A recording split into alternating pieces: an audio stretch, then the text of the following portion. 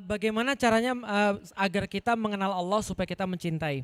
Karena orang bilang kalau tidak kenal maka tidak sayang. Itu betul sekali. Makanya ingat di dalam kajian kita di awal-awal apa yang kita sampaikan tentang rasa non fisik yang tidak kelihatan. Allah sampaikan di dalam Al-Qur'an, huwallazi ba'atsa fil ummiyina rasulam minhum yatlu alaihim ayatihi. Tanda-tanda ketika seseorang berkenalan dengan Allah, dia mengetahui tanda-tanda Allah, dari situ dia baru bisa mencintai Allah. Jadi contoh kayak gini nih misalnya. Mengenal Allah itu sama seperti mengenal manusia. PDKT ke Allah sama seperti PDKT buat manusia. Bedanya adalah kalau laki-laki itu fisikal, gitu kan ya. Kalau perempuan lebih kepada perasaan. Kalau laki-laki kan fisik kan ya, ngelihat putih, bening, matanya bulat, suka. Lalu kemudian dia cari tahu, semakin cari tahu semakin senang, semakin suka dan seterusnya. Sama, perempuan ke laki-laki walaupun tidak fisikal tapi sama, perhatian, pengertian, lembut, lalu kepastian dan segala macam itu membuat seorang perempuan bisa suka sama seorang laki-laki. Tapi kita harus mengenal sebelum suka. Allah juga sama. Maka Allah katakan tugas para nabi adalah yatlu alaihim ayatihi. Membacakan kepada mereka, memastikan mereka agar faham, membuat mereka menyadari tanda-tanda keberadaan Allah. Contoh, misal, pernah lihat pohon kesambar petir di depan mata? Belum. Yang sudah lihat di depan mata pernah lihat nggak yang aneh-aneh gitu? Oh, pernah lihat angin kenceng nggak? Puting beliung, sampai motor gerak. Takut nggak? Itu yang saya rasakan, paham ya? Ketika saya rasakan misalnya ngelihat angin kayak gitu, terus kemudian nggak ada yang gerak, saya mikir gini, ini siapa yang bisa menyelamatkan selain Allah? Lalu saya bilang begini, kalau ini aja kayak gini ciptaannya, apalagi nyiptain angin? Maka saya mikir, contoh lagi saya pernah gempa bumi selama 2 menit. Orang 30 detik aja lama. Itu saya turun dari kantor saya lantai 2, itu goyangnya lantai 2 doang. Saya nggak bisa bayangin tuh yang di Semanggi. Yang lantai 40, lantai 30, itu pasti horor tuh. Itu saya turun lari dari lantai atas ke bawah, di jalan saya duduk ibu. Saya duduk, itu pun masih pusing tuh. Terus saya mikir begini, saya ngeliatin tiang listrik goyang, saya ngeliatin rumah goyang. Saya mikir begini, saya mau lari kemana? Orang saya lari kemana-mana goyang semua. Bisa dibayangin Bapak Ibu sekalian? Itu kalau ada yang likuifaksi kemarin itu. Tahu kan yang rumahnya jalan-jalan itu? Yang gempa di Palu, masih ingat? Itu kalau kita di sana kira-kira gimana? Kalau kita selamat kira-kira tobat gak kita? Itu namanya yatlu alaihim min ayatihi. Kalau laki-laki kan fisikal, itu fisikal. Maka Allah kadang-kadang bilang di dalam Al-Quran, coba kalian lihat orang-orang yang mereka orang Yahudi, yang mereka itu munafik, itu seperti kata Allah, mereka tuh jalan kalau cuma pas ada petir aja. Jadi jalan di kegelapan kalau cuma ada petir, ya coba tes aja tuh dalam kehidupan kita kayak apa. Makanya orang tuh banyak beriman pada Allah di mana? Satu kata Allah, di lautan itu banyak orang beriman pada Allah. Kenapa? Karena dia ngelihat tuh lautan tuh gak ada ujung. Anda pemenang olimpiade ya, disuruh berenang di laut, itu bukan mati gara-gara gak bisa berenang. Mati kejeng tahu gak? Karena itu gak mungkin kalau direnang itu. Bisa dipahami Bapak Ibu sekalian. Belum lagi arusnya, ombaknya dan segala. Maka Allah katakan banyak orang-orang di laut tuh ketemu keimanan. Di mana lagi orang ketemu keimanan? Pas tersesat di padang pasir. Orang baru tahu tuh, oh kayak begini ya. Nggak mungkin saya selamat kalau nggak ada yang nunjukin saya. Makanya apa? Hadiah bagi orang-orang yang lagi terjebak di padang pasir. Arah. Dia bukan makanan yang buat dia seneng. Bukan mainan yang buat dia seneng. Dikasih istri baru, nggak seneng dia. Yang dia senang apa? Dapat petunjuk gitu kan ya. Nah maka orang-orang itu bisa berkenal dengan Allah lewat tanda-tandanya. Nah sejauh mana kita bisa memahami tanda-tanda Allah, disitulah kita bisa memahami keimanan. Contoh, dulu sebelum saya masuk Islam, ketika saya sudah tertarik dengan Islam, saya mau tahu seperti apa kekuatan pencipta. Saya belum tahu namanya Allah, yang saya lihat apa? Yang saya lihat adalah bagaimana sains itu ternyata menggambarkan segala sesuatu itu teratur. Contoh, saya pernah ngasih tahu ibu-ibu tentang hukum pi. Pi itu berapa? 3,4 sekian. Pi itu dari mana pi? Ada yang tahu pi dari mana? Dari pi itu dari namanya deret Fibonacci. Deret Fibonacci itu adalah deret yang diambil dari bagaimana dia memperhatikan pola-pola alam. Ternyata setelah memperhatikan pola-pola alam, Fibonacci orang Itali, dia sempat belajar sama orang-orang muslim, matematikawan muslim. Dia sempat belajar, dia ketemu satu pola. Apa polanya? Ada guru matematik di sini? Enggak ada. Oh, kalau gitu saya bisa agak sok hebat gitu ya. Angka Fibonacci itu adalah angka yang didapat dari penjumlahan dua angka sebelumnya.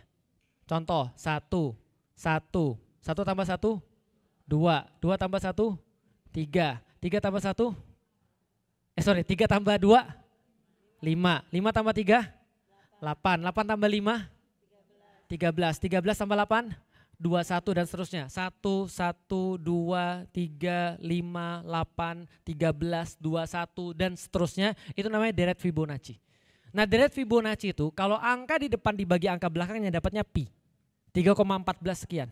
Bisa difahami sampai di sini Bapak sekalian. Itu namanya golden ratio di dalam dunia ini, dunia pola ini. Contoh golden ratio, lihat ya, contoh golden ratio. Nih, dari ubun-ubun sampai ke sini, sampai ke dagu, dibagi dengan ini dari apa namanya nih? Pelipis, bukan pelipis apa nih?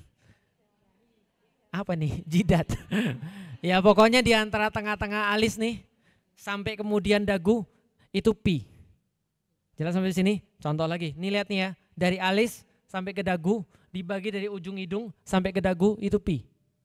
Dari ujung hidung sampai ke mulut, dari mulut sampai ke dagu itu pi. Apalagi mau tahu? Nih, dari lengan sampai ke ujung jari dibagi dari ini, dari siku sampai ke ujung jari itu pi. Paham sampai di sini? Mau tahu lagi? Oke, dari sini, dari sini nih, dari apa nih namanya? Pergelangan sampai ke ujung tangan dibagi dari sini nih ruas-ruas sampai ke ujung itu pi. Dari sini sampai sini sampai sini itu juga pi. Ini dari sampai sini, ini sampai sini itu juga pi. Mau tahu lagi yang lain? Gigi itu juga sama. Kecuali kalau gigi Anda aneh. Jelas ya? Detak jantung, dek-dek, dek-dek, dek-dek. Itu dek satu sama dek yang lain tuh jaraknya sama atau jaraknya beda? Kalau mau tahu lihat tuh kalau pas lagi orang masuk rumah sakit tuh. Dek-dek, dek-dek. Itu dek satu dengan dek yang satu lagi itu tingginya pi kalau dibagi. Dan jarak waktu satu dengan satu lagi itu juga pi. Tahu DNA double helix? DNA pernah tahu pas gambar biologi di SMP gambar DNA? Apa gambarnya spiralnya sama atau spiralnya enggak sama? Itu antara beda satu spiral dengan spiral yang satu lagi itu juga pi. Jelas sampai di sini? Pertanyaannya, itu yang nyiptain main-main. Sedetail itu Allah nyiptain Anda. Bisa difahami sampai di sini? Kalau Allah nyiptain itu sedetail itu untuk nyiptain Anda, mudah nggak bagi Allah untuk ngacauin hidup Anda? Terus kalau nggak beriman, saya mau apa lagi? Paham ya? Mengetahui Allah itu dengan tanda-tandanya gampang. Dengan tanda-tandanya gampang banget. Tanda-tanda itu di mana-mana. Ustadz, saya tuh nggak suka pelajaran matematik. Fisika juga nggak suka Ustadz. Kimia apalagi Ustadz? Ya sudah. Pernah lihat ada orang ngedot ibunya, nyusu ke ibunya? Pernah. Kok dia bisa nyusu? Padahal anak bayi itu nggak bisa buang ingus, tapi bisa nyusu. Bisa difahami? Dan siapa itu yang ngajarin dia nyusu? Nggak tahu. Tapi masalah kalau dia nggak nyusu dia mati. Oke, coba lihat. Laba-laba. Laba-laba lahir. Itu diajarin sama bapaknya. Gini loh nak cara buat jaring laba-laba. Dia bisa atau tidak? Dia bisa. Oke, pertanyaan saya sederhana. Coba lihat tuh. Allah mengambil perumpamaan di dalam Al-Quran tentang kambing. Kambing itu makan rumput. Ya kan ya? Makan rumput. Di antara makan rumput ada yang jadi darah, ada yang jadi kotoran, ada yang jadi susu. Itu di kelenjar yang sama-sama di situ-situ juga. Ayo loh gimana? Bingung? Kekuasaan Allah. Madu makan bunga jadi, madu makan bunga. Lebah makan bunga jadi madu. Anda makan bunga jadi apa? Paham sampai di sini? Ya kadang-kadang perkara-perkara sederhana itu aja. Allah menciptakan segala sesuatu, ya udahlah gak usah bilang Allah. Tuhan pencipta alam semesta ini menciptakan segala sesuatu. Bagi orang yang mikir akan merasa ini bukan diciptakan sia-sia.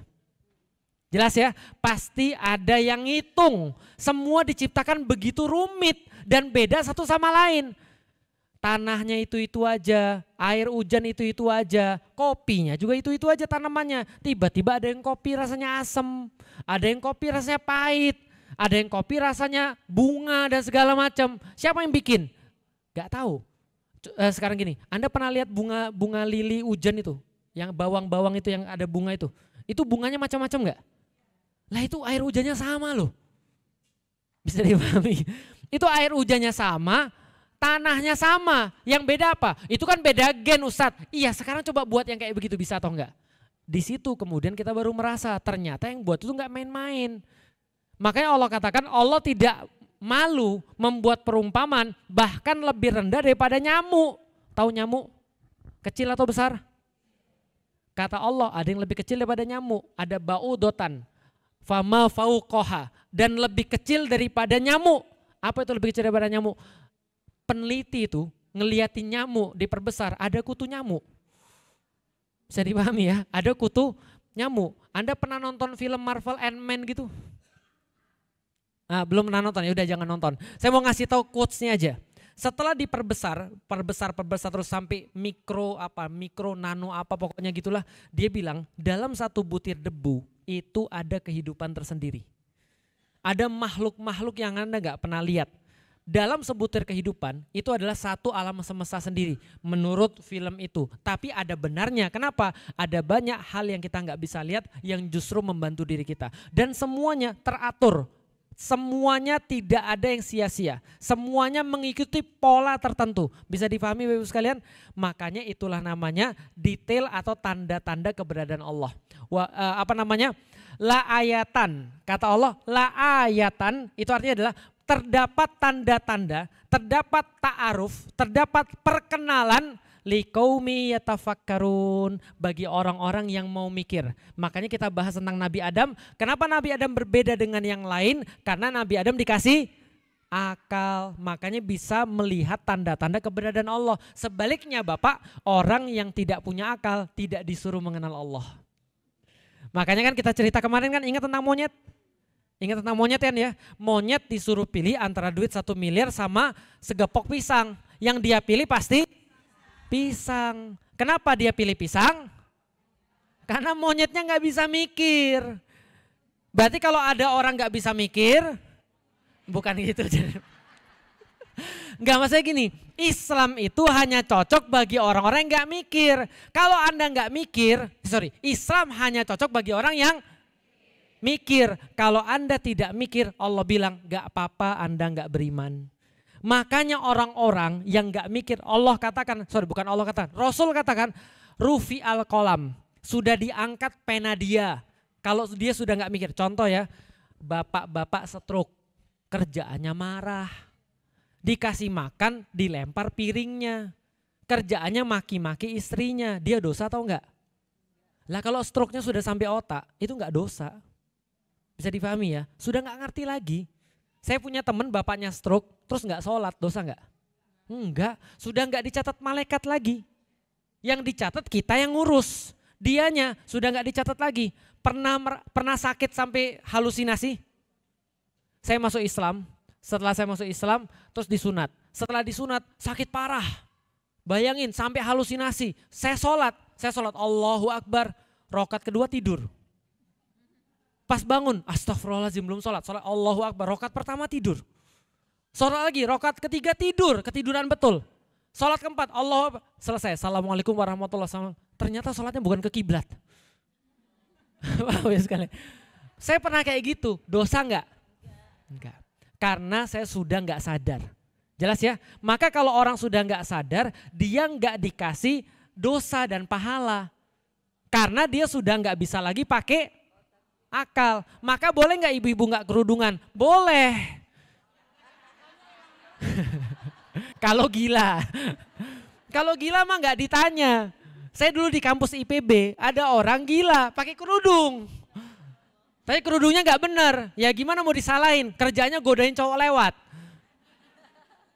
Lah apa mau yang disalahin? Yang nggak salah karena sudah nggak punya akal. Makanya Allah katakan di dalam Al-Quran liulil albab. liqaumi ya'qilun, liqaumi yatafakkarun. Kata Allah adalah tanda-tanda Allah. Allah bisa dikenal oleh orang yang mikir, oleh orang yang berakal, oleh orang yang menggunakan akalnya. Gitu kan ya, bisa dipahami ya. Itu adalah tanda-tanda keberadaan Allah. Semakin Anda memahami tanda-tanda keberadaan Allah, Anda akan semakin mencintai Allah. Disingkat kajian kita kemarin 10, Allah bisa dikenal dengan 2. 1, ilmu. 2, Oke, cari 2 itu, ilmu, bukti, insya Allah kita mengenal Allah.